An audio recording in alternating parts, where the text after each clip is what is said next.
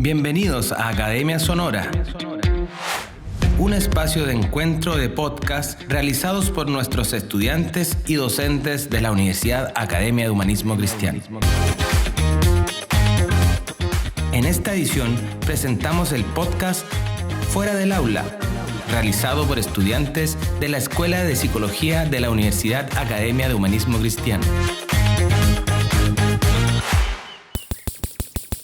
Fuera del Aula, un podcast de Academia Sonora.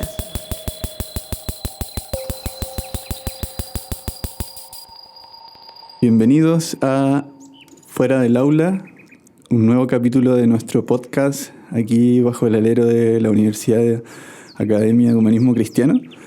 Estamos esta vez junto a Ricardo, nuestro radiocontrol, junto a Danitza, compañera, y junto a nuestro profe y docente Eduardo Pérez.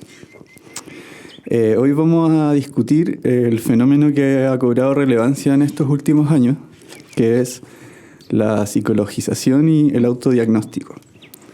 Dentro de algunas cosas que han sucedido post-pandemia, ha existido un auge por la salud mental principalmente. De hecho, desde mi experiencia, por ejemplo, fue en plena pandemia que decidí tomar este rumbo de estudiar psicología. Y también antes de eso sentía que no había mucho como importancia o como relevancia sobre la salud mental. Era algo que pasaba un poco desapercibido en cuanto a la salud en general. Uh-huh. Entonces me gustaría esta vez conversar más o menos cuáles son los riesgos de asumir un diagnóstico sin acudir a un profesional, qué consecuencias tiene en la salud mental y en la sociedad. Y bueno, estoy con mi compañera Danitza, gestora y directora cultural, y junto a Eduardo Pérez aquí en un nuevo capítulo de Fuera del Aula. Así es. Hoy día vamos a revisar por qué esto es tan preocupante en un mundo donde la información sobre salud mental está más accesible que nunca, pero no siempre es comprendida integralmente. Así que nos encontramos con nuestro querido profesor Eduardo Pérez, que es docente de y posgrado de la Universidad Academia de Humanismo Cristiano. Tenemos la fortuna de ser sus alumnos. Es licenciado y psicólogo de la Universidad Católica Silva Enrique. Tiene varios diplomados de la Sociedad Chilena de Psicoanálisis, ICHPA, y magíster en Psicología Clínica de Adultos, mención en Psicoanálisis de la Universidad de Chile, y doctorando en Psicología, mención Psicología, Psicoterapia y Psicoanálisis de la Universidad Diego Portales. Además, es autor del libro Duelo en tiempos de pandemia, un acercamiento psicoanalítico de RIL Editores. Y así nos gustaría partir, pues que nos contara ahí un poquitito sobre el libro para que se conozca. Se lanzó hace poquito, estuvo ahí, me lo encontré en la primavera del libro. Fue muy orgullosa de decir, ¡ese es mi profe! Bueno, primero que todo, gracias, chiquillos, por la invitación. Creo que es un espacio muy interesante la comunicación con los interlocutores, así que gracias por el espacio. Y bueno, como respondiendo un poquito como lo del libro, es un trabajo de 4 años, fue mi tesis de magíster, en donde justamente el tema de la pandemia me hizo pensar sobre las complejidades de la muerte, del duelo, en un contexto donde el cuerpo estaba intermediado. Mucha gente consultó por salud mental ahí, Daniel, así que estoy de acuerdo contigo y qué bueno que empezaste tu estudio en ese momento, que era un momento de mucho auge. Y este libro, como les decía, es el resultado de esta investigación. Se ha adentrado a conocer las narrativas de familiares de pacientes que fallecieron por COVID-19 en Chile, desde una perspectiva psicoanalítica, tratando de rescatar un poquito como el proceso de elaboración, cuando es complejo, cuando los rituales se privatizan, cuando hay una sobrehigienización, cuando hay una psicopatologización de los fenómenos naturales de la vida, como la muerte. Y claro, lo lanzamos hace poco. Tuve un primer lanzamiento acá en la universidad, muy concurrido, muy entretenido, y un segundo lanzamiento en la librería del GAM, hace un par de días atrás, con Marta Verdelli, con Sebastián Collado, donde estuvimos preguntándonos sobre la memoria, sobre el trabajo de la muerte, etc. Así que están en diferentes lados. Está en la librería del GAM, en la librería Antártica, en RIL Editores, Busca Libre, etc. Excelente. Bueno, queríamos ahora entrar como en un poco en conceptualizar un poco el tema de la psicologización de la sociedad chilena principalmente. Uh-huh. Porque si bien este fenómeno es como algo que se viene viviendo, no sé, desde todo este... Por ejemplo, leí hace un tiempo que ya en los tiempos de Lacan la sociedad francesa ya empezaba como a utilizar términos en lugares, como que ellos se fijaban que, no sé, en los cafés la gente ya hablaba de que ella es una neurótica, de que ya se utilizaban como términos o histérica, o nosotros mismos hoy en día usamos muchos conceptos que son del psicoanálisis, pero que ya están integrados en nuestra sociedad y que son finalmente como utilizados de cierta manera, algunos como de forma despectiva, otros son como sin mucha conciencia de lo que hay como detrás realmente como el diagnóstico de lo que significan. Entonces, me gustaría desde tu perspectiva que nos comentes qué entendemos por psicologización y cómo esto afectaría nuestra percepción de los problemas sociales o personales. Ya en ese punto yo creo que es importante que nuestra conversación se pueda plantear de una manera no tan academicista, como para que si bien podemos utilizar ciertos conceptos que podemos dar entendimiento a aquello, la idea es que todos podamos entender sobre este problema para que todos podamos problematizar nuestra propia psicologización de los procesos individuales, ¿no? Entonces, partiendo un poco como por la gran pregunta ¿qué es la psicologización? La psicología social ha planteado que la psicologización es reducir una problemática, un fenómeno que es estructural y estructurante, a solamente una raíz psíquica. En términos muy coloquiales, es como que solo un problema que tiene múltiples factores, que tiene una ecología muy grande, que tiene muchos diferentes niveles, estuviera centrado en un problema intrapsíquico. Y ahí me tomo de lo que tú estás diciendo, Dani, como esta terminología del uso coloquial de las palabras de la psicología y el psicoanálisis. Y ahí, recomendándole un poquito a quienes van a escuchar este podcast, hay un autor que es post-Foucaultiano, que se llama Nicolas Rose. Nicolas Rose ocupa el concepto de saber sí. Saber, PSI. Y es bien interesante porque si lo ocupamos de manera más generalizada, el saber sí es como todo saber psicológico, psicoanalítico y psiquiátrico que se ocupa para reducir una experiencia personal, un fenómeno, y describirlo desde matrices psicologizantes.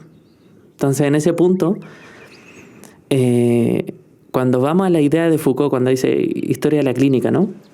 Historia de la clínica es un gran estudio antropológico, estructural, en donde observamos que el mismo nacimiento de la clínica ya es una apertura para que la sociedad y la cultura ocupe ciertos conceptos que psicologizan la relación con lo otro.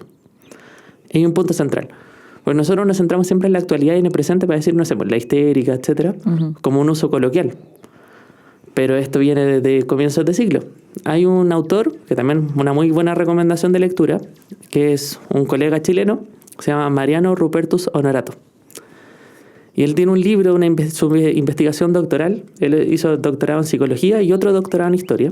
Un psicoanalista chileno que ha estudiado la historia del psicoanálisis. Y en ese libro se llama Freud y los chilenos.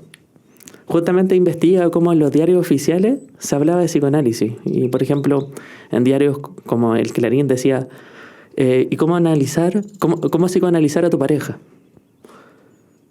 Ese tipo de términos, ¿no? ¿Cómo hacer dormir a tus hijos con el psicoanálisis? Entonces es interesante como en 1910, 1920 ya estábamos ocupando matrices de psicologización para poder ver fenómenos sociales que están estructurados y que ahora lo podemos ver, ¿no? Desde la patriarcalización, desde los fenómenos de relacionamiento intersubjetivo que tienen otras matices. Entonces, primero, para poder ir respondiendo a esta pregunta que hacéis, Dani, la psicologización es inherente al proceso del crecimiento de la psicología, la psiquiatría y el psicoanálisis. Siempre ha estado ahí. El punto es, que aquí abro debate, si quieren comentar, chiquillos, bacán, que la psicopatologización y la psicologización de los fenómenos culturales y sociales responde finalmente a dispositivos de control, dispositivos de saber sí, que permiten generar una cierta hegemonía de la reproducción de ciertas estructuras, por ejemplo, del capitalismo, del neoliberalismo, etc., para no abordar justamente el problema psicológico. Entonces, de ahí que nosotros en el psicoanálisis tenemos una palabrita que yo la encuentro muy interesante y develadora, que es la desmentida. La desmentida o la renegación es la capacidad de significar dos cosas al mismo tiempo. Entonces, hablamos de psicologización de los procesos, pero es lo que más nos acerca de lo psicológico. Entendemos procesos culturales que por más que queramos entender el proceso cultural o social o antropológico, lo llenamos de psicología y no entendemos aquello. Entonces pareciera ser que por más que tratamos de ocupar conceptos en una matriz para otra, nos genera ignorancia, desconocimiento. Entonces, la base de la psicologización como definición es generar una incoherencia del conocimiento que nos lleva a no entender un fenómeno como tal. Uh-huh. Bueno, el fenómeno del autodiagnóstico ha ganado muchísima popularidad, lo que, claro, desde ciertos puntos de vista a lo mejor no es malo que exista el interés y es bonito que haya una motivación por entrar en estos temas. El tema es cómo se va guiando ese anhelo y no, yo dudo que las redes sociales o el internet en general sea una buena compañía o el ChatGPT para estas cosas. Que pueden ser muy útiles para otras. Pero hoy día particularmente lo veo, muchas y muchos vemos cómo las redes sociales y las plataformas de autoayuda en general muchas veces están pasando por alto cosas que son trascendentales. Y la pregunta es ¿por qué está pasando esto? ¿Por qué está proliferando tanto esto de buscar un diagnóstico, buscar un autodiagnóstico como parte de esta misma trama de sistema individualista, que también de mí, para mí, por mí, eso también está metiendo su patita en los temas de psicología? Y me gustaría preguntarte cómo lo ves tú, ¿por qué está pasando esto? ¿Qué es lo que ocurre con la sociedad? Porque a lo mejor también esto que estamos planteando es muy de Occidente. No es una verdad totalitaria que todo esté pasando en todas partes del mundo. Pero sí, en nuestros territorios está ocurriendo esto. De repente a veces banalización o simplificación de los problemas psicológicos. Uh-huh.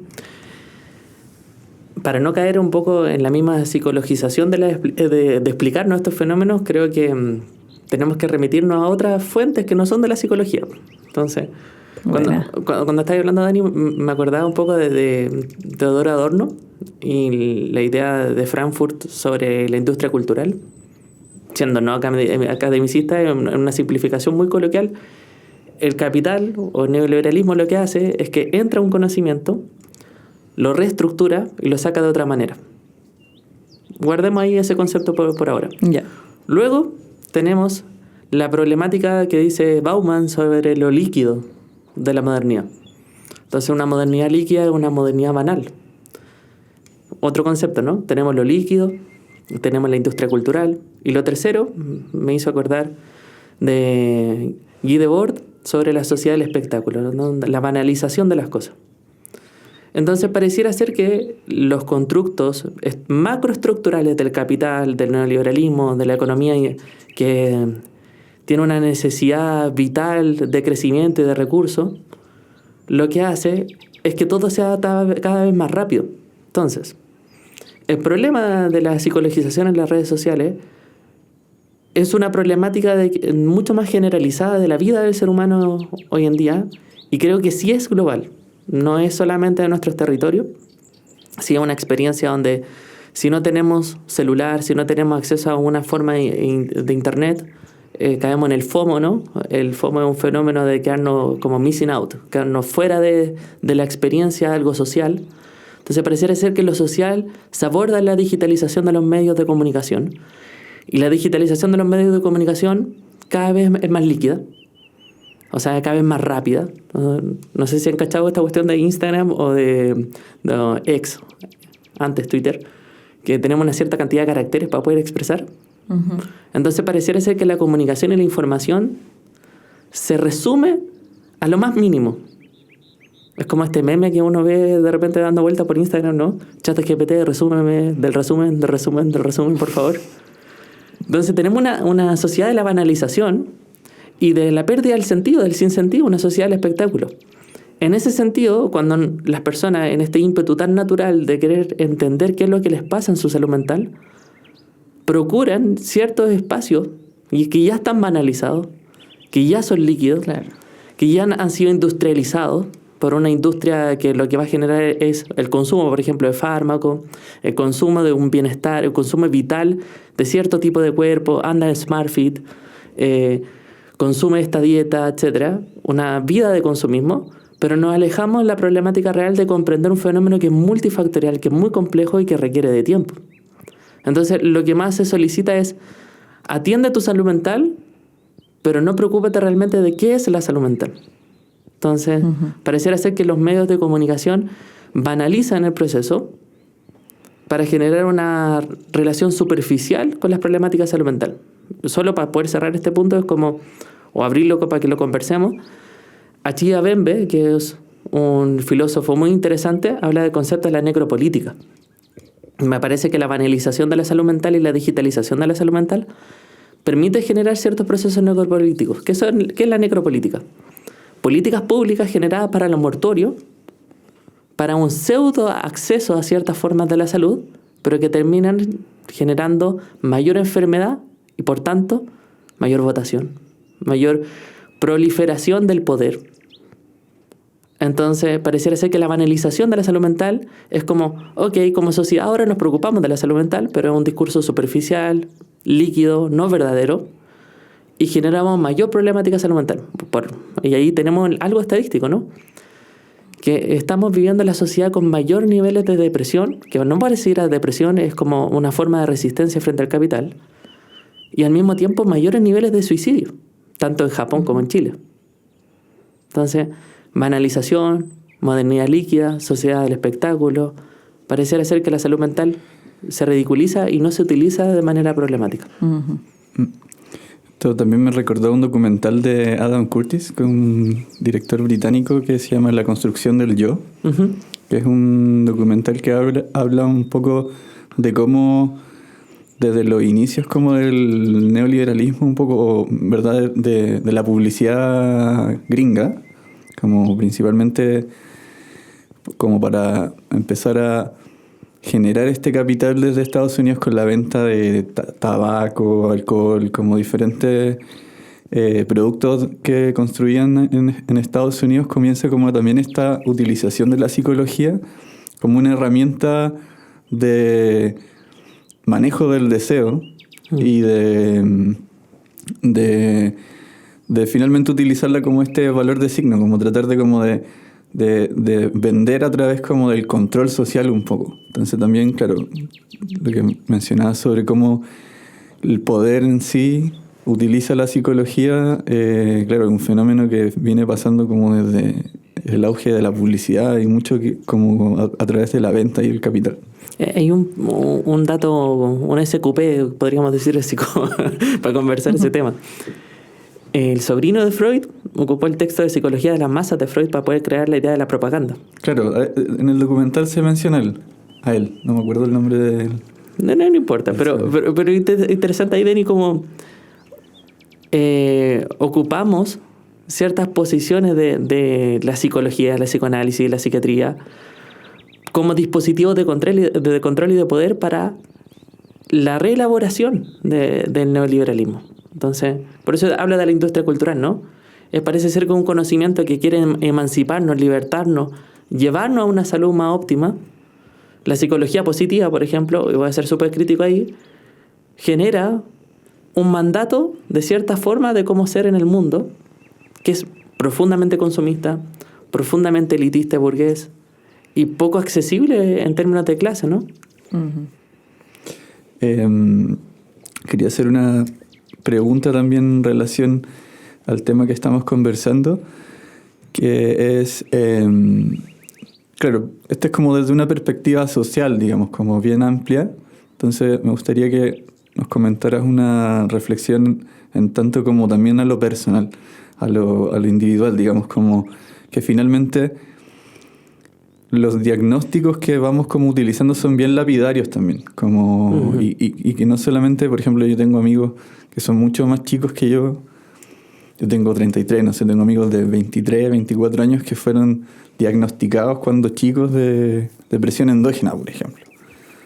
Entonces, ahí sucede que siento que en esta como grupo de gente, como que también el diagnóstico y esta como psicologización también de sus vidas, como que también es bien lapidaria, como que no hay como una evolución más allá, como que adaptan como al resto hacia su diagnóstico, siendo que también puede ser equivocado, como la depresión endógena ya no existe como diagnóstico. Entonces mi pregunta es, desde el punto de vista individual o personal, ¿cómo afecta este tema como del diagnóstico y la psicologización también de uno mismo? Yo creo que afecta en un proceso que toda la escuela post-Foucaultiana lo estudia como con el concepto de dessubjetivación. Quitarle la subjetividad al sujeto, convertirlo en objeto. Y es un tema súper complicado y amplio, ya porque para la psiquiatría y para la psicología clínica necesitamos de un diagnóstico que guíe cierta intervención, pero eso es para los profesionales. Entonces, cuando ya el diagnóstico asume una cuantía de verdad, de una realidad inamovible y que se le traspasa a quienes son pacientes o son usuarios de un sistema de salud, viene a categorizar como un espacio lapidario en la identidad y la personalidad del sujeto. Y ahí lo desubjetiviza. Ya no es una persona que opina ni que piensa. Entonces, si seguimos la misma línea de lo que conversábamos de Bauman, ¿no? de lo líquido, el sujeto en la modernidad lo que quiere es ser designado, quiere ser nombrado, ¿no? Entonces, parece ser que el problema no es solamente del neoliberalismo como macroestructura, sino de los sujetos neoliberalizados. Nos gusta que nos digan qué tenemos.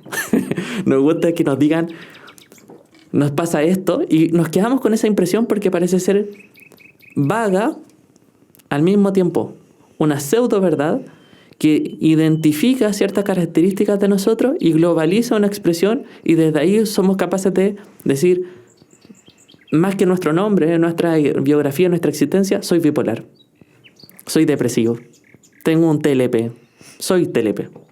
Entonces parece ser que el diagnóstico no solamente sirve para poder dar una cierta calma a la angustia de no saberse, sino que también viene a lograr dar subjetividad, personalidad, identidad a través de un nombre a aquello que no tiene identidad. Entonces, nuevamente caemos que el problema neoliberal del sujeto es la falta de subjetividad. Entonces, ahí tenemos dos posiciones. El diagnóstico es necesario, pero el diagnóstico es fluido. El diagnóstico puede ser entendido de muchas maneras. Por ejemplo, tú decías que la depresión endógena ya no existe, y estoy totalmente de acuerdo contigo. Y si ya no existe, entonces todas las personas que fueron diagnosticadas con depresión endógena, ellos no existen. Es interesante. Entonces, sí. El problema es un problema incluso ontológico y filosófico. El problema es ser o estar siendo.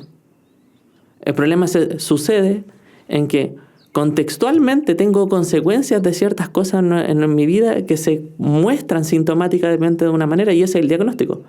Pero eso es un estar siendo, no un ser.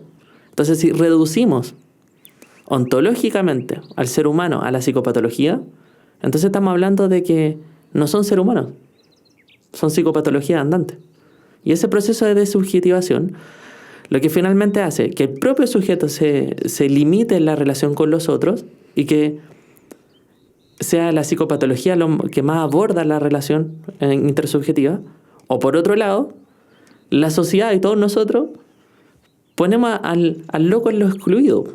Y hablo del loco en términos muy Foucaultianos, no de manera peyorativa, sino que todo lo ajeno y todo lo psicopatológico termina siendo excluido en la sociedad. Entonces, yo creo que psiquiátricamente no nos hemos cambiado mucho de la idea de que en el DSM-3 hablamos de sodomía, de que la homosexualidad era una patología. Si en el DSM-4 y el DSM-5 seguimos sosteniendo que la disforia de género o el tránsito en términos sexogenéricos es algo patológico o psicótico en algunas posiciones clínicas. Entonces, el cuestionamiento es cómo podemos lograr subjetivar a pesar de los diagnósticos. Esa es la problemática contemporánea de la psicología clínica. Solo para ir concatenando la respuesta y para abrir la conversación, creo que es bien importante que se piense en el cómo más que el qué se dice.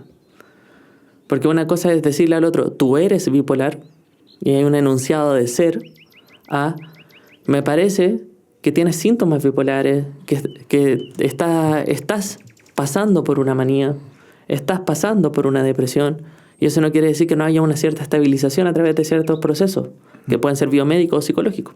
Sí, a mí me llama mucho la atención lo que estabas hablando recién del diagnóstico, porque lo he visto comúnmente a mi alrededor. Yo creo que en algún minuto también lo hice sin darme cuenta de esta necesidad de primero ponerle un nombre a algo que puede ser natural.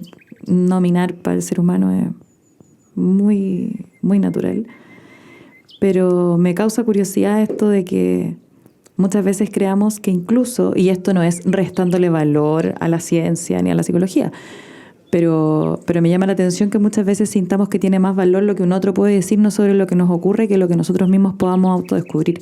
Entonces ahí creo que es importante respetar esa delgada línea que existe entre el conocernos, escucharnos y autodiagnosticarnos. ¿Cachai? Y ahora llevándolo a lo colectivo, me gustaría que profundizáramos un poquito más, sobre todo porque sé que son temas que a ti también te interesan y me parecería muy entretenido escucharte un poco más respecto de lo que ocurre con estas simplificaciones o estas psicologizaciones de los hechos estructurales sociales, de cuando caemos en esto ya, no solo de la etiqueta que estábamos hablando recién, de cómo eso influye en nuestra identidad, sobre todo en la gente más joven, que está como en autoconstrucción, que ocurre con estos hechos cuando son masivos, cuando son colectivos, y cómo eso nos afecta finalmente en la construcción de formas de ver el mundo también. Es súper interesante ese fenómeno el sobrediagnóstico en términos, por ejemplo, de las redes sociales. Ahí cagüeníamos un poquito, chiquillos, como en TikTok, ¿no? La proliferación de diagnósticos de neurodivergencia solamente por algún rasgo distintivo en la percepción de lo corpóreo, lo sensorial, etcétera, de una persona. Por ejemplo, no sé, soy mañoso con algunas texturas de la comida. Ya, tengo alguna neurodivergencia, ¿no? La sobregeneralización de algún síntoma. Sí. O también en el fenómeno estructural del patriarcado y de las violencias patriarcales. Y esto lo vemos en términos estadísticos. La sobrediagnosticación de TLP para mujeres, TLP para la dama, trastorno narcisista para el varón, ¿cierto? Lo digo un poco en broma, así como los memes de Instagram. Y toda relación termina con que una chiquilla, en términos súper binarios, estuvo con un narcisista. Tal vez especifiquemos que es TLP para quienes no saben. Perfecto, muchas gracias. TLP es trastorno límite de la personalidad, que ahora también se le cambió el nombre, se llama trastorno emocionalmente inestable.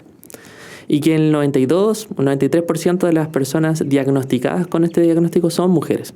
También la prevalencia es súper interesante a propósito de la crítica macroestructural y de lo que no se ve en los diagnósticos psiquiátricos, que la mayoría de las personas diagnosticadas con trastorno límite de la personalidad han pasado alguna vez en su vida algún tipo de violencia sexual.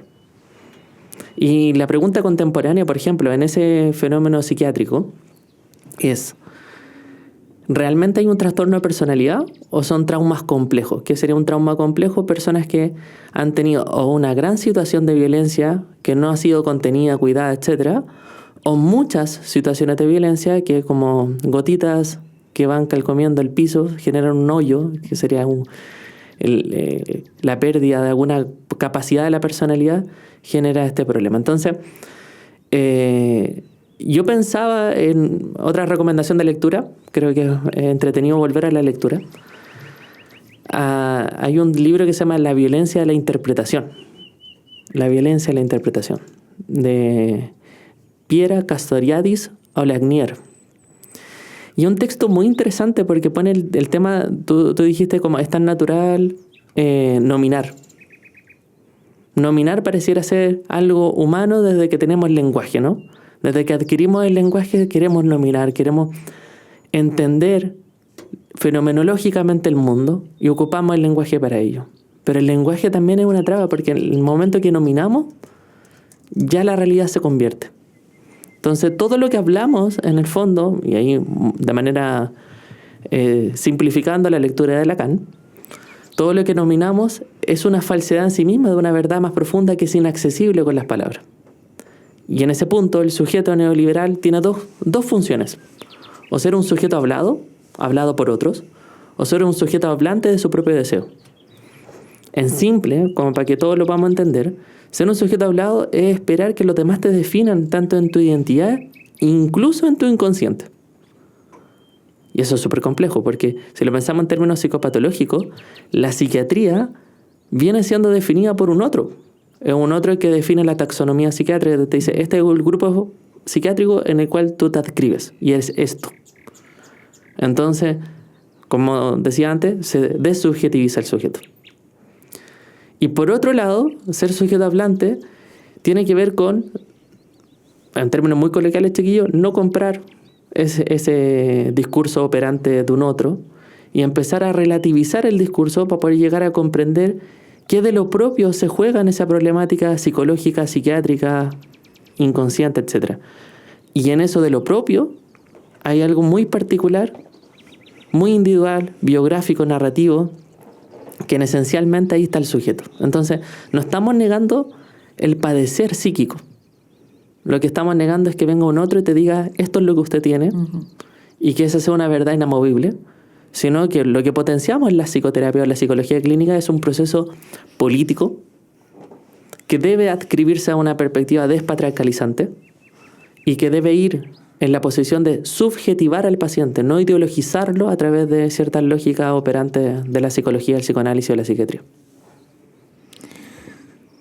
Me gustaría también hacer, bueno, está un poco fuera de nuestra pauta, pero también quería como que me surge esta pregunta, que es en relación al diagnóstico también.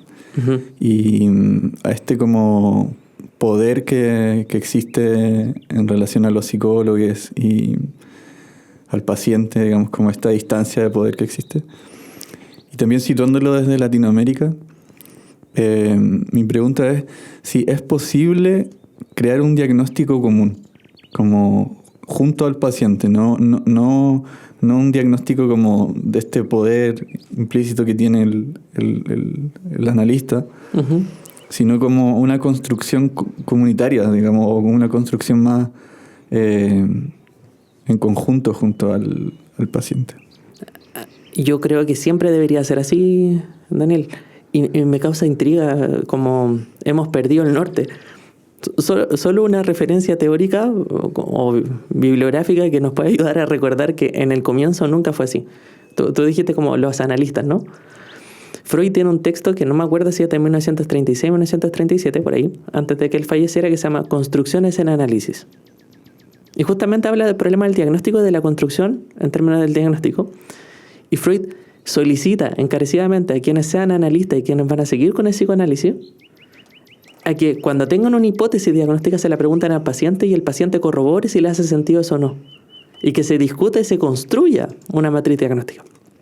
El problema es que la ciencia basada en la evidencia y la perspectiva psicopatologizante ha incurrido en algo que es mucho más práctico. Es más costoso en tiempo, en plata, económicamente en políticas públicas, generar un diagnóstico co-construido que hacer un diagnóstico rápido, práctico, que venga de una persona que supuestamente tiene el saber y que así podamos domesticar el síntoma para que la persona pueda volver a ser reproductiva un sistema neoliberal. Ahí la pregunta por cuáles son la mayor cantidad de licencias médicas en Chile, que son psiquiátricas, por qué se rechazan tanto, por qué el ser humano tiene que volver a reproducir, etc. Entonces, volviendo a la pregunta, todo diagnóstico debería ser co-construido. Y pensemos en la base etimológica de la palabra. Diagnosis. Gnosis es conocimiento. Diag es como el tratamiento. ¿Cómo voy a llevar ese conocimiento? Entonces, si nos basamos en una epistemología de la etimología de la palabra, diagnóstico es solo un conocimiento. No es una verdad. Y como todo conocimiento, se hace de una construcción social, de manera intersubjetiva, y no podemos negar al paciente que es quien porta ese sufrimiento. Entonces, ahí te respondo un poco como el cagüineo de mi propia clínica, ¿no? Yo en la clínica lo que nunca hago es darle un diagnóstico a un paciente. Porque ¿qué sentido, para qué serviría eso? Pero aún así los pacientes como que lo exigen un poco, ¿no? Uh-huh. Y justamente eso es muy interesante, Dani, porque ellos van con esa exigencia neoliberal y uno de los problemas de la neurosis es no aceptar que no pueden controlar todo. Entonces un trabajo terapéutico es sostener con el paciente y conversar de que no se le puede administrar un nombre a algo porque eso va a ratificar cierta posición subjetiva y va a imposibilitar conocer otras respuestas. Como que, por lo que he sentido mucho, es como, claro, como que este acto como de la devolución del psicólogo, Uh-huh. psicóloga, es como exigido al tiro, como que, claro, como normalmente, claro, la crisis de salud mental es como algo bien imperante, como que en el fondo uno entra al psicólogo tratando de saber qué está pasando, o sea, y como que, claro, el neoliberalismo, la productividad nos lleva como al tiempo y como todo este aceleracionismo del consumo, Uh-huh. a saber lo antes posible qué me está sucediendo como para poder enfrentarlo y seguir produciendo. Por eso yo creo que ahí la clave está en lo siguiente. Lo que más te quita el neoliberalismo es el lazo amoroso con el otro.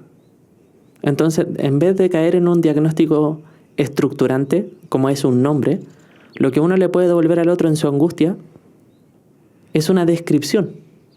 Mira, esto me pasa cuando te escucho. Me hace sentir esto. Pienso que puede ir por esta línea. ¿Qué te hace sentido a ti? ¿Qué piensas tú de lo que te estoy diciendo? Abrir una conversación, sostener una pregunta que permita seguir conociendo la individualidad y la subjetividad y no así reducirla a la nominación de un diagnóstico. Entonces, creo que hay otras formas de diagnóstico. Ojo que nosotros estamos problematizando la patologización del diagnóstico desde lo categorial, pero que también existe el diagnóstico estructural y el diagnóstico fenomenológico. Entonces, hablar de cómo fenomenológicamente la persona está padeciendo, está sufriendo, podemos seguir hablando de eso por la eternidad. Y así como en un resumen chiquitito, si nos pudierais describir esas diferencias. Claro, ningún problema. El diagnóstico categorial es aquel que describe los signos y síntomas y está basado en la estructuración de trastornos. O sea, en el fondo es lo que la gente conoce como diagnóstico psiquiátrico. El diagnóstico fenomenológico se trata de poder dar una descripción más sucinta, pero al mismo tiempo categorizar los fenómenos de lo que la persona está padeciendo. El cómo es lo que vive. Entonces hablamos de la vivencia. Y ahí hay una riqueza muy profunda, incluso etnográfica, situacional, problemática en el sentido de la intersubjetividad. Cómo la persona vive lo que está viviendo es muy diferente a cómo se nombra en un diagnóstico categorial.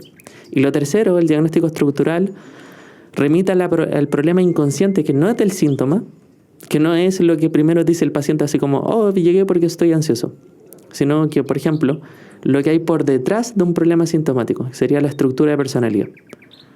Y que en el psicoanálisis se ha entendido arduamente la idea de la neurosis, la psicosis y la perversión, pero es mucho más complejo que eso, sino que son como las dinámicas que nos fuerzan a repetir ciertas formas en la vida.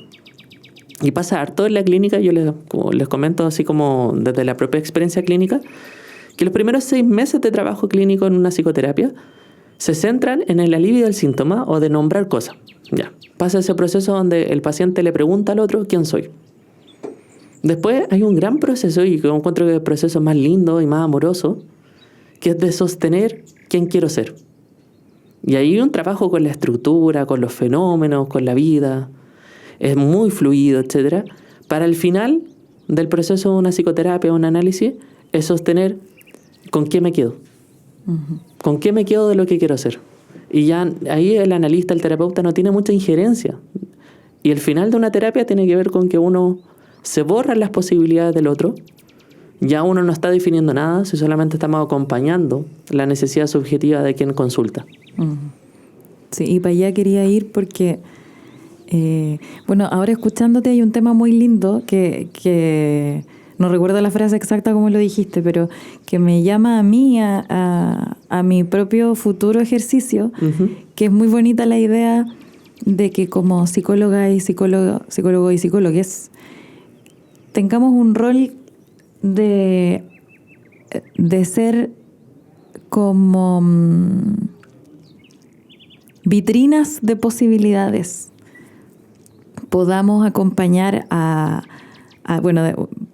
largamente se puede discutir sobre si es paciente, cliente, etcétera. Para estos efectos hemos hablado de paciente, así que voy a continuar con ese nombre, pero de abrir posibilidades al paciente y no cerrarlas, que es justamente lo que cuando yo empecé mi psicoterapia me llamaba la atención eso, de cómo en principio yo buscaba cerrar ciertos procesos, como que eso fuera algo que me ayudara a coronar y a cerrar, y finalmente se terminó convirtiendo en un proceso de apertura que me mostró muchas más posibilidades de las que yo veía. Y ahora quería plantearte el tema de la alfabetización, por eso también te preguntaba sobre estas descripciones. Hay mucha información vaga dando vuelta, desordenada, mal interpretada o sobreinterpretada. Uh-huh. Y es importante, o personalmente considero importante, la educación de nosotros como pacientes o nosotros como futuros profesionales, desde ambas partes. Entonces, me gustaría conversar respecto de cómo podemos fomentar una alfabetización en salud mental que sea responsable y que le permita a las personas poder informarse sin caer en estos autodiagnósticos vagos, uh-huh. pero sí ir poco a poco adquiriendo soberanía sobre sus propios procesos psicológicos. Yo creo que lo que estáis planteando es un problema de los últimos 100 años. Insisto en la historia nos permite uh-huh. como centralizar un conflicto que es mucho mayor a lo que en nuestras vivencias estamos experimentando. Entonces, tú decías ahí, Dani, que hay un punto como de la alfabetización en salud mental, como entender ciertas bases de la salud mental. Yo creo que todo se basa en la comunicación. Lo que ustedes están haciendo, bueno, felicitaciones, chiquillos, porque esto uh-huh. permite, ¿no?, alfabetizar ciertas comunidades y problematizar cosas que damos por sentado como ciertas verdades, como, ya, voy a ir al psicólogo. Está muy de moda, tienes que ir a psicoterapia, como un imperativo de salud del neoliberalismo. Pero ¿a cuál psicoterapia? Terapiado y vasectomitizado. Claro. Estáis más a la moda si es que estáis terapiados, ¿cierto? Claro. O lo pensamos como una green flag, cuando no es seguridad de nada, ¿no? Sí, pues. O sea, de hecho es como, no, voy al psicólogo. ¿Qué psicólogo? Claro, y con quién, y en qué enfoque, y de qué manera, claro. y por qué estoy trabajando algo. ¿Siempre tengo que ir al psicólogo? O sea, es un imperativo de poder, po. O sea, sí. Para ser un sujeto verdaderamente neoliberalizado, claro, tenéis que hacerte la vasectomía, tenéis que ser feminista, ¿no? Problematizando como estos cabros que van a las marchas feministas y no entienden el separatismo, ¿no? O todas esas lógicas que podamos como reírnos un poco, pero que no estamos riendo nosotros mismos. Entonces pensaba que, como te decía, es un problema en los últimos 100 años. Y hay un autor que a mí me encanta, que se lo recomiendo a chiquillos, se llama Donald Woods Winnicott. Caballero Winnicott, un británico, muy amoroso por lo demás, si escuchan su voz es cautivadora. Winnicott se compró una radio. Y en la radio transmitía cómo poder cuidar efectivamente y suficientemente a los bebés. Y obviamente estas locuciones eran para las madres, porque las madres las que cuidan, ¿no? Y explicaba cómo cuidar en salud mental. Pero no con un lenguaje academicista, insisto en ese punto, sino que permitía que todas las personas pudieran trabajar el tema de la salud mental sin saber que estaban trabajando en el problema de la salud mental, porque él quería prevenir psicopatología al futuro de esa generación. Qué lindo, ¿no? Entonces, Winnicott tenía la visión de la comunicación en masa. Entonces ahí podemos problematizar qué es lo que educamos en un sistema neoliberal. Claro. Y hace un par de años estaba la problemática de sacar filosofía, ¿no?, de los colegios. Lo que estaba entrando como psicología en los colegios, que en realidad era como un abordaje muy simplista, se quitó. Entonces quizás volver a una sociedad desde que desde la primera infancia estemos hablando de regulación afectiva, hablando de buenos tratos, de una posibilidad de comunicar asertivamente y de poder hablar, de comunidades que intentemos trabajar las problemáticas de la violencia.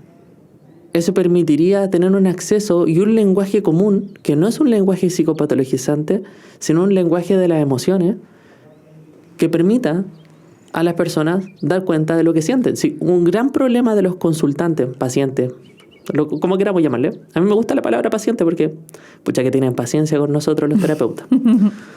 Es que no saben lo que le pasan. Llegan sin saber qué es lo que le pasan y, como decían ustedes, chiquillos, en un imperativo de saber qué es lo que le pasan, quieren ser nombrados.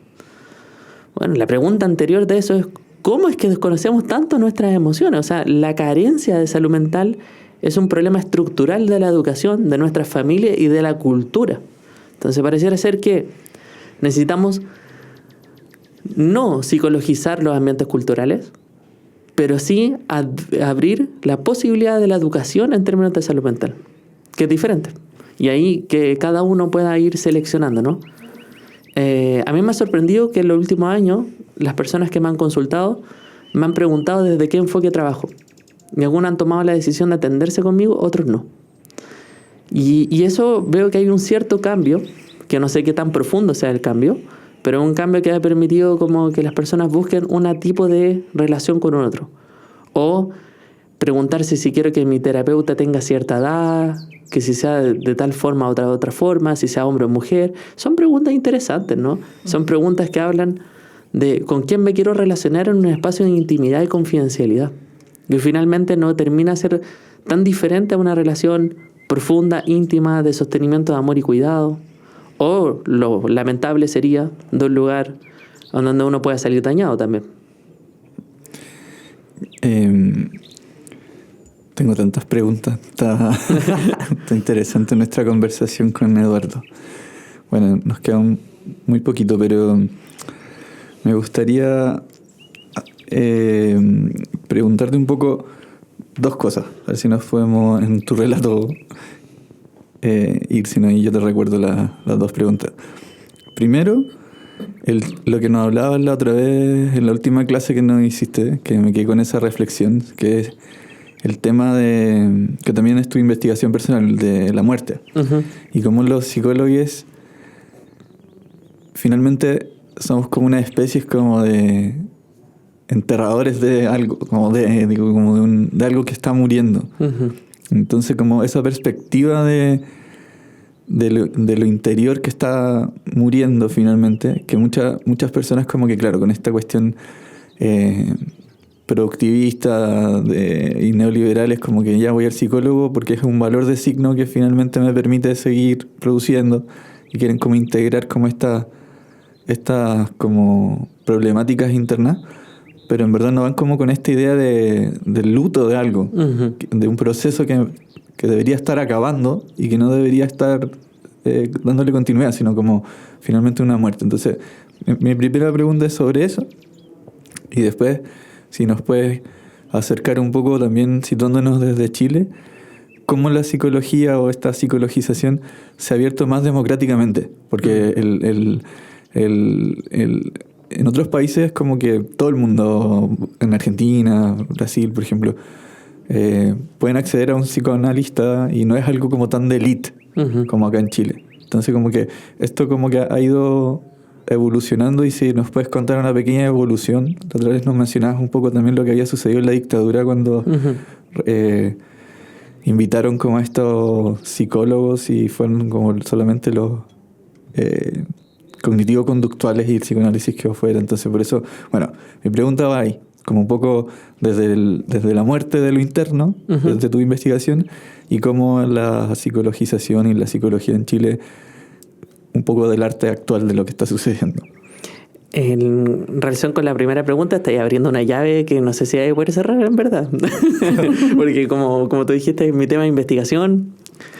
Me fascina la muerte, no por una cosa boyerista y morbosa. Tenemos otro capítulo más con Eduardo, así que vamos a tener tiempo. Sí, para profundizar. Pero en estos últimos 10 minutos que nos quedan. Maravilloso. Entonces, para poder ir como tratando de ser lo más sucinto posible en un tema que es muy complejo, primero decir que el problema contemporáneo, el problema epocal, lo que nosotros vivimos, nuestra época, no es un problema de la privatización de la sexualidad como era en la época victoriana de Freud. Entonces parece ser que la pulsión sexual o el problema de la privatización de la sexualidad no es el tema clínico de la consulta, y tampoco el tema de la salud mental en términos macrosociales. Parece ser que el neoliberalismo es lo que más encajó es decirle al otro, busca ser inmortal, de alguna manera. Asume cualquier tipo de necesidad que te permita ser inmortal. Entonces ahí tenemos un imperativo de vida, ¿no? Y entre más imperativo de vida, mayor recurso buscamos, mayor poder, mayor signo, mayor plata, lo que sea, para sentirnos inmortales, porque si matamos al otro, nos vamos a sentir inmortales. Entonces, es una era del narcisismo. Hemos retrocedido psíquicamente y no estamos en el complejo de Edipo, no estamos en el problema de ser o no castrado, sino que se nos invita a castrar a otros. En términos muy simples, se nos olvida borrar la idea más básica de la existencia de la vida, que nos vamos a morir. Entonces, en ese imperativo de vida, el capitalismo es en esencia una pulsión de muerte. Es en esencia un dictamen a olvidarse de la muerte y por lo tanto olvidarse de uno mismo. Por tanto, creo que el volver a entendernos, y esta es mi propuesta, ¿no? En Brasil dicen, luto es lo mismo que luta. Y ahí tienen un juego de palabras con luto y luta. Luto es duelo, luta es lucha. Entonces una forma de resistir al neoliberalismo es hacer procesos de duelo. Por eso me interesa como metapsicológicamente el problema del duelo, porque en el neoliberalismo no hay tiempo, no hay espacio para sufrir. Entonces el duelo necesita de tiempo y espacio. Y todo duelo se transforma en duelo traumático, un duelo patológico. No nos permitimos sufrir colectivamente, sino que silenciamos el dolor. Lo relativizamos a la individualización del fenómeno del duelo. Volviendo a la pregunta ahí, a la primera, pareciera ser que todo proceso de psicoterapia es un duelo. Y hay algo que perder para poder tener algo para ganar. Y sí, somos como los trabajadores de salud mental, somos trabajadores funerarios. Trabajamos sepultando cosas. Y qué lindo sepultar, porque hay algo en la cripta que es muy fenomenal, que es el epitafio, ¿no? Esa escritura de decir, aquí yace quién fue mi madre, ¿no? Ajá. Quizás nosotros en los procesos de psicoterapia lo que hacemos es, aquí yace la violencia sexual que alguna vez alguien quiso cometer conmigo, pero yo ya no me defino desde ese punto, ¿no? Entonces, qué bonito sepultar. Y el acto de recordar la muerte es el acto más amoroso que existe. Entonces, solo para poder terminar esa pregunta, que podemos abrir en el otro capítulo, me quedé semanas en un Word en blanco cuando empecé mi libro con una frase: la muerte es el enigma más profundo del amor. Una frase que creé ahí en ese momento y me hizo vuelta y me sigue dando vuelta, y que parece ser que la ausencia genera mayor deseo amoroso por el otro. Parece ser que ausentarnos de aquello que nos duele por un tiempo y sostener una pregunta nos permite relacionarnos de manera más amorosa entre las personas. Entonces debemos volver a la conciencia de que somos temporales y que el presente no es una ficción de consumismo, sino es una ficción de la relación con el otro y el lazo. Volviendo a la otra pregunta. Ajá, sí. ¿O queréis preguntar ahí entre medio? No, quería hacer un poco el puente a la otra pregunta que te había hecho, y también, bueno, haciendo esta comparación entre Latinoamérica, como tratando de situarnos en nuestro territorio, y hace poco también tú vienes llegando de un seminario en Sao Paulo sobre psicología crítica, y un poco también hacer este paralelo en cómo en Chile, claro, esta como elitización del psicoanálisis ha ido también en reestructuración y revolución. ¿Y por qué? Un poco. Que nos cuente eso, más o menos. Es muy bella tu pregunta, porque yo creo que cuando hacemos lazo con la historia, pero no la historia de la gran historia, ¿no? Cuando historizamos críticamente, nos permite develar el por qué estamos en la que estamos. Entonces, hay una recomendación de lectura. Son buenas las recomendaciones. Hay un libro que se llama Psicoanálisis en estado de sitio, de Silvana Beto, que justamente cuenta ese cagüín que tuvimos en clase, ¿no? Acerca de qué pasó con el psicoanálisis en la dictadura y post-dictadura. Y pasó que las sociedades psicoanalíticas, que estaban muy metidas como en el mundo universitario, se apartaron y se fueron a la clínica, a lo privado, y hubo casos muy lamentables, ¿no? Donde psicoanalistas entregaron a sus pacientes a los agentes de la dictadura, que terminaron siendo estos pacientes, e incluso un analista en formación, detenidos desaparecidos que nunca más aparecieron. Entonces, ese acto de borramiento de la historia, desde el psicoanálisis, de adscribirse a una fuerza neofascista como la de Jaime Guzmán, generó una relación institucional de como que el psicoanálisis no es político, cuando en esencia la práctica clínica es política. Y ese no adjudicarse lo político, cuando existe la vuelta a la democracia, bla, bla, bla, pseudodemocracia, es invitado el psicoanálisis a un primer congreso para establecer las políticas de salud mental y no adscriben a esa invitación. Eso problematiza de que si tenemos, por un lado, un camino histórico-cultural del neoliberalismo en Chile, donde se instaló una dictadura para poder instalar el neoliberalismo lo que requiere es la productividad económica. Y pareciera ser que el psicoanálisis no produce economía del capital. Por eso en los SFAM, en los COSAM, las políticas de salud mental están basadas en modelos cognitivo-conductuales o sistémicos, que no son malos, son súper eficientes, pero que están centrados en lo sintomático y no en la problemática profunda del inconsciente. Entonces, el psicoanálisis ha hecho un daño a sí mismo en Chile, y pareciera ser que tenemos que volver a revincular eso socialmente para tener otras respuestas a preguntas que están un poco saturadas dentro del neoliberalismo. Y ahí un poquito como ahondando en lo que tú dijiste del Congreso de Brasil, fui a un congreso de la Redipol, es una red de psicoanálisis y política, y lo que me pareció muy interesante es cómo allá en Brasil, en Argentina, tienen preguntas decoloniales, tienen preguntas sobre el racismo, tienen preguntas sobre la xenofobia, pero acá carecemos de esas preguntas. Como que si hacer clínica no fuera a hablar de las macroestructuras sociales. Y eso es un problema, una psicopatologización, una psicologización de nuestra práctica clínica. Entonces yo creo que la práctica clínica debe ser implicada en un cuestionamiento político. Y lo que me parece muy paradójico, solo para poder cerrar esta pregunta, es el trabajo por la memoria. El trabajo por la memoria es un trabajo de duelo, es un trabajo de narrativas, y es un trabajo que permite amorosamente sostener lo mortuorio. Y parece ser que en Chile, de manera como muy pública, tenemos un museo de la memoria, tenemos investigaciones bien profundas sobre la memoria, pero no hemos hecho memoria ni investigación acerca de los agresores o quiénes fueron los que cometieron los delitos de lesa humanidad. Nos falta esa parte. En Brasil, por el contrario, el último día que estuve en Brasil, fui al Museo de la Resistencia en São Paulo, donde lo que más me impresionó es sobre cómo ellos, en sus estadísticas oficiales, solamente tienen 405 muertos en el periodo de su dictadura, lo cual parece sospechoso, ¿no? Por lo bajo. Y tienen una gran cantidad de mortandad en democracia. Entonces pareciera ser que el borramiento de la historia en lugares donde hay mucha crítica, también hay una fuerza. Si hay una fuerza contrahegemónica, hay una fuerza hegemónica de un dispositivo de control que el Estado trata de borrar la historia. Y en Argentina sucede un poquito lo mismo con Milei en este momento, en relación a los cierres de los hospitales psiquiátricos, los cierres de la UBA, las protestas académicas que se están haciendo para no borrar la historia. Entonces, solo para poder concatenar las dos preguntas, creo que tenemos que luchar por recordar que en cualquier momento la vida va a perecer, y tenemos que hacer un recuento por tratar de inscribir algo de la memoria, algo de la historia que no está siendo contada. Sí.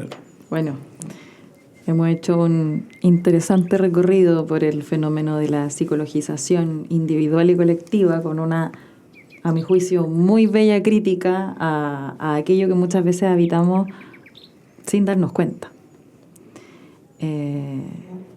Hemos escuchado de referentes que me gustaría mencionar para llevarlos fresquitos en la memoria. Mencionaste a Nicolás Rose, a Mariano Rupertus Honorato, a Teodoro Adorno, ya sí, pero muy a través de los años, muy multiépoca, Bauman, Guy Debord, Adam Curtis, Piera Castoriadis, Winnicott, Silvana Betó. Y me gustaría mencionar, que ya no nos da el tiempo para conversar sobre esto, pero me gustaría mencionar a Laura Martín López Andrade, que es psiquiatra española, que es miembro de esta asociación que se llama La Revolución Delirante, que trabaja en la clínica y la política, que ella tiene muy interesantes reflexiones respecto de el rol del diagnóstico y lo que viene a producir individual y colectivamente. Y para ir cerrando, darte la palabra ya con libertad, me gustaría dejarte esta última pregunta respecto de qué podemos hacer como sociedad para evitar la psicologización de los problemas estructurales y poder fomentar una comprensión que sea más amplia respecto de las causas del sufrimiento psíquico. Es una pregunta muy, muy buena, muy compleja y que requiere de tiempo que no es escaso. Pero creo que si hay capital, si hay neoliberalismo y si hay una fuerza hegemónica, entonces tiene que haber estrategia de resistencia. Y lo interesante del ser humano es que las estrategias de resistencia son ilimitadas. Entonces las respuestas son ilimitadas. Algunas que se me ocurren. Una forma de la resistencia es el lazo. Lo que solicita, de manera muy perversa, en términos de estructura y estructurante, el neoliberalismo y el Estado, es la pérdida de los lazos y la colectivización entre los sujetos. Lo cual nos lleva a una desoladora y desesperanzadora forma de soledad. Es a lo que le hemos llamado depresión, pero parece ser como soledad capitalista, ¿no? Entonces, una forma de resistir a eso es el lazo tan profundo que se genera en la instancia con el otro del desconocido. Como por ejemplo, vaya a comprarte un pasito con palta al negocio y en vez de decir, me da un pasito con palta, le pregunta al otro, ¿cómo estás? Eso ya es una pregunta por la salud mental y no la respuesta genérica del cómo estás, sino como de generar una conversación un poco más profunda en la cotidianidad. Eso ya desestructura las lógicas del neoliberalismo y promueve un lazo amoroso. Y desencaja a quien se lo pregunte. Totalmente. Y yo creo que un poco la práctica, por ejemplo, si ya vamos a otra estrategia de resistencia, la práctica de la docencia, la docencia no debe ser suministrar conocimiento de manera como de memoria para un otro, una cosa catedrática, sino el poder sostener lazos de cuidado entre quienes participan en comunidad universitaria. Claro, no meramente inductivo. Por sobre todo.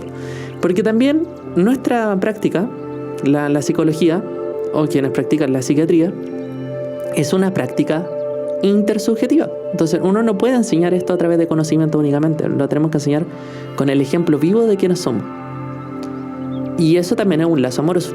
Y la última estrategia, como para ir cerrando, ¿no? Que se me ocurre, es justamente volver a esa pregunta por lo mortuorio. Porque el instante con un otro es un instante en el presente, y no como un imperativo de, aprovecha todo lo que tengáis que hacer. No, sino como, concéntrate en lo que estáis viviendo, porque en otro momento eso puede no existir. Solo un clic, una reseña pequeña clínica, ¿no? La familia de una paciente insistió y luchó para que su abuela no tuviera cáncer, porque tenía un cáncer terminal. Gastaron la plata que no tenían y el día que el médico le dice su cáncer ha remitido, 2 horas después esa persona, la abuela de mi paciente, fallece de un infarto al corazón. Entonces a veces centramos tanto esfuerzo en tratar de controlar o cambiar una realidad en vez de darle un sentido a la realidad, que nos olvidamos que la muerte está a la vuelta de la esquina. Entonces, para estar vivos hay que saberse mortuorio. Así que, gracias.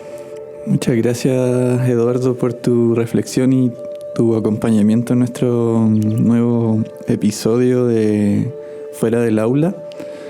Los invitamos a todos a buscar el libro de Eduardo, Duelo en tiempos de pandemia, un acercamiento psicoanalítico. ¿En qué librerías lo podemos encontrar? En la librería El GAM, en la librería Antártica, en la página de RIL Editores, que es mi casa de publicación, y también en Busca Libre. Bacán.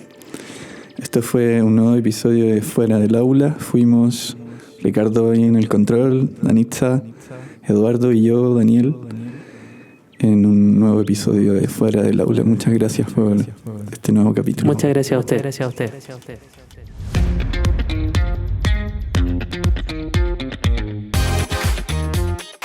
Universidad Academia de Humanismo Cristiano, a través de Academia Sonora, presentó el podcast Fuera del Aula.